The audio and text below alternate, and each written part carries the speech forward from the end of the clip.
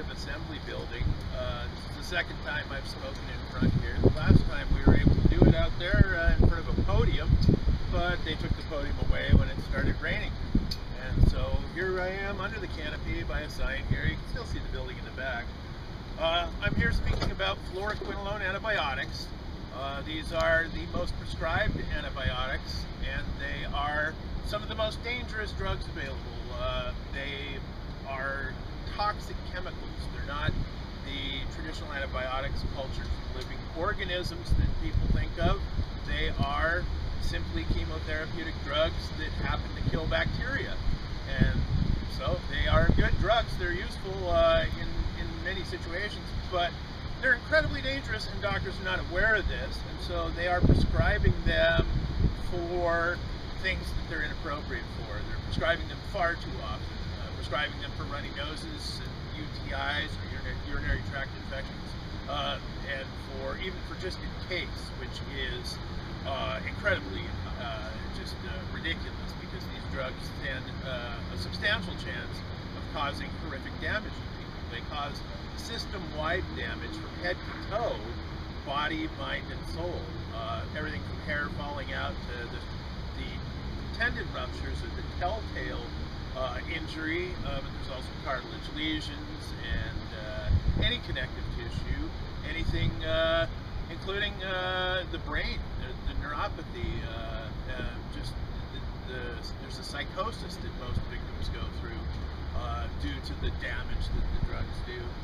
Nails grow in crooked and everything. And most people have no clue whatsoever what went wrong, because they take one of these antibiotics and then weeks, months, years later, some sort of horrific damage sets in, and they don't make the connection. Who thinks of an antibiotic when their tendon ruptures 6 months later?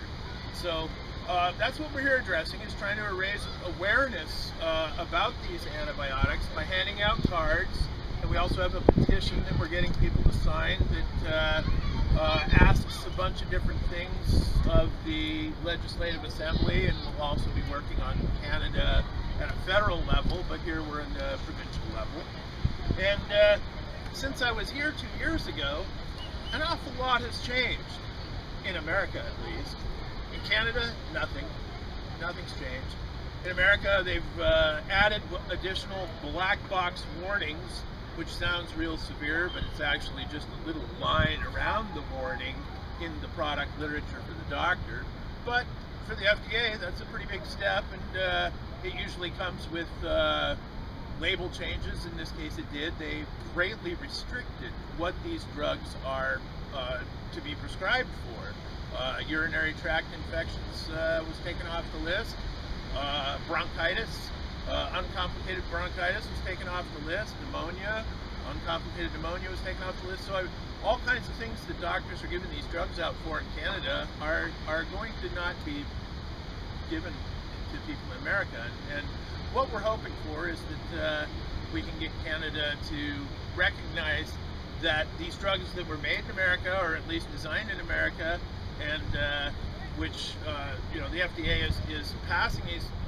It's been a decade now that they've been releasing information about how dangerous these drugs are. We have fluoroquinolones in Canada on the market that have been banned in the United States. They're still here. So we need action in Canada. We're here trying to. I guess in a sense, this rally is a precursor for the rallies to come. We're mapping out where the hotels are. We're speaking to some politicians and trying to get our foot in the door and get the ball rolling. And each year we come back, we'll have more people and we'll have more things to talk about. Basically, we have long-term goals. We have short-term goals. Talking about goals, for short-term goals, everything's wet. We need warnings like the warnings in the United States, with the labels and literature, and we need letters to the doctors explaining these changes and new restrictions, and just the possible harm that these drugs can do, and the frequency of that harm, which is far more common than the numbers in the FDA's database or in Health Canada's database would indicate. Even so, that's still a lot of dead people and a lot of injured people, but the truth is that 99.9% of the people that have been harmed by these drugs have no idea what happened to them. And so we need a best practices and protocol in place for doctors to avoid giving people overdoses of these drugs or causing adverse reactions. They need to be able to recognize the adverse reactions if and when they should occur, and they should have a policy and practice protocol in place on how to treat people who have had these adverse reactions or who are having these adverse reactions. At this point now, the protocol doesn't exist really, and what doctors do is just try and prescribe more drugs, when the problem is often that the person who has had the adverse reaction does not metabolize drugs properly in the first place, and so more chemical drugs is just a recipe for disaster.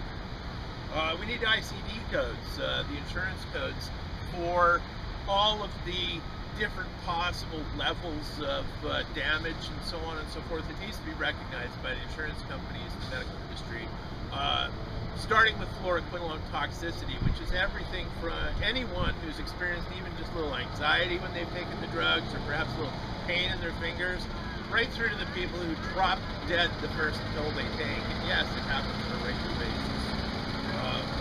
We need immediate care for the people who are affected. So often, the people don't know what happened, and then when they do figure out what happened, they can't get anybody to respond to them, and there's no real tests to document whether or not somebody has been damaged by these drugs, and if so, there's no treatment protocol. So we also need we need to ban the drugs that have been banned in the United States and other countries.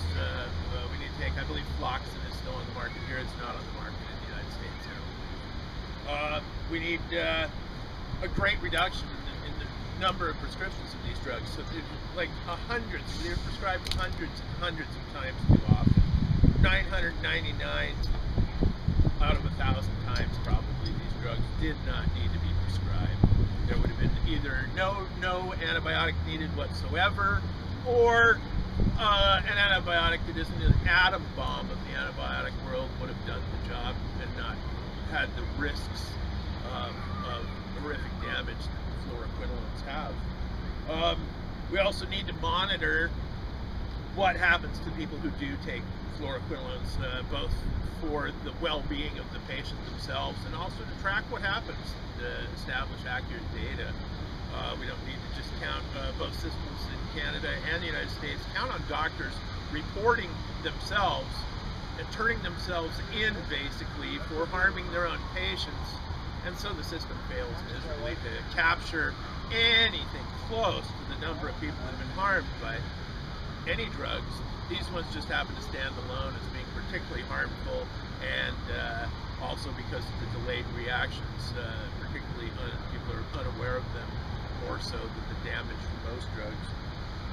So that's our short-term goals. Our mid-term goals are to get some research into place, actual university programs studying what causes certain people to react and other people don't, and what the reaction actually, what is the actual reaction. There's just really nobody studying this, because the drug companies and the medical industry are in denial that the problem even exists.